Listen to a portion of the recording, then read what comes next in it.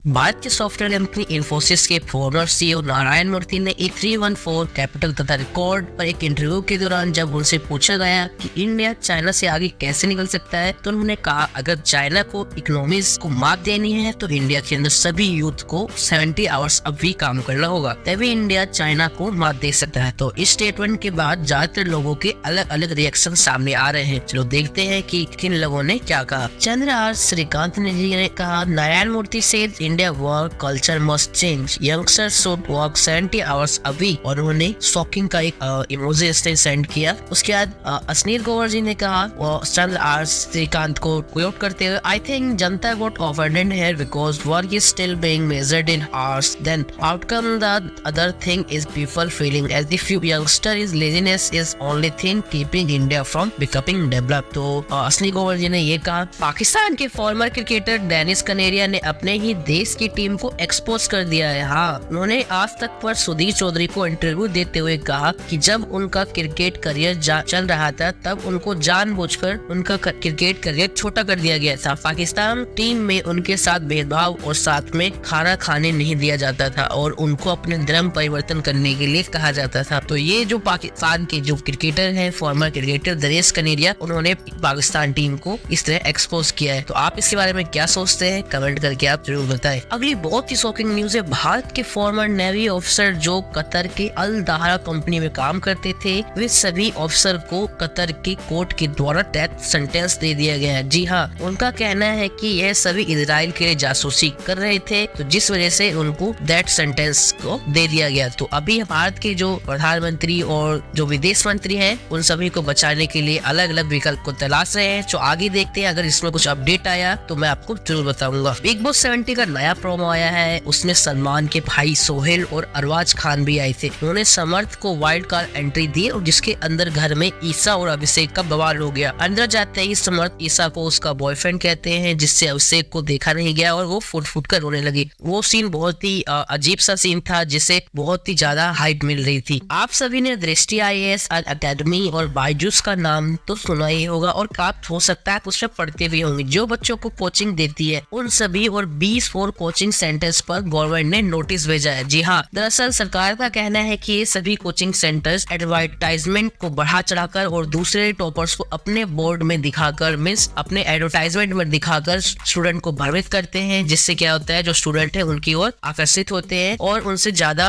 वसूली भी की जाती है, ज्यादा फीस भी ली जाती है, जिससे वजह से गवर्नमेंट ने उनको नोटिस भेजा है। तो देखते हैं आगे इस नोटिस में क्या होता है। और एक कोचिंग सेंटर्स को तो डायरेक्टली उनको पेनल्टी भी दे दी गई है। बढ़ते हैं अगले न्यूज की तरफ। कल इंडिया वर्सेस इंग्लैंड का मैच था, उसमें इंडिया ने इंग्लैंड को 100 रन से हराकर करारा जवाब दिया और पूरी इंग्लैंड को 129 रन पर ऑल आउट कर दिया, जो ये बहुत ही बड़ा नंबर्स होता है। ये इंडिया का छठा मैच था जो अभी तक उन्होंने 6 के 6 मैच लगातार जीत लिए, कंसेक्यूटिव विन थी इनके लिए। टेबल पर वो 12 अंक के साथ सबसे ऊपर है। तो very very congratulation team India, and ये तो इससे एक साफ दिख गया है कि ये तो सेमीफाइनल के लिए क्वालिफाई हो गई है। तो वेरी वेरी कांग्रेचुलेशन। एक बहुत ही दर्दनाक घटना हुई है, केरल में बम ब्लास्ट हुआ है कलासामी इलाके में, जहां जेहोवास कमेटी इकट्ठी हुई थी। वो एक जामना कमेटी है, एक तरह से कहा जा रहा है कि एक क्रिश्चियन कम्युनिटी है जो क्या करती है, वो प्रचार करती है अपने धर्म के बारे में। उन पे डोमिनिक मार्टिन, जो भारत के ही केरल के अंदर रहने वाले व्यक्ति है, जो 2 महीने पहले दुबई गया था और दुबई से आने के बाद उन्होंने वहां पे बम ब्लास्ट कर दिया। उसका कहना है कि ये जो जेहोवास कम्युनिटी है वो लोगों को गलत शिक्षा प्रदान कर रही है, जिसके वजह से ये जो आने वाले